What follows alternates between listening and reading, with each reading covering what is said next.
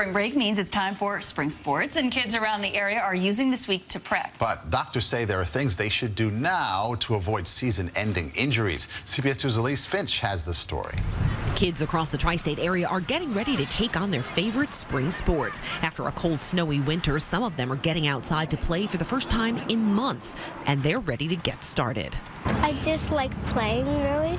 Chris Hayes says he limits practice time with his 6-year-old son Charlie to ease him back into soccer. We try to keep it at a easy amount of time for him to play while he still feels tired and like he's having fun. Hayes says he also hopes it will prevent injuries. Most injuries that are inherent to a new season or a new event are due to muscle strains or ligament sprains. Dr. Robert Gotlin is the director of orthopedic and sports rehabilitation at Mount Sinai Beth Israel. He says to avoid injuries, children need to stretch before they play and cool down after.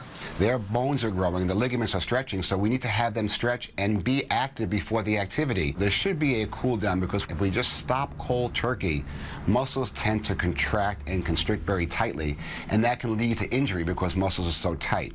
Running laps or sprints will usually do the trick after playing, but physical therapist Karena Wu says the stretching beforehand should be a slower version of moves your child will repeat in his or her sport. It's light aerobic activity that includes some stretching, so things like monster walks or back pedal jogging. Experts say no matter what sport your child is starting this spring, it's imperative that they don't push themselves too hard. They're not conditioned to go back into sport, and then they jump back in it just like they had just finished the season.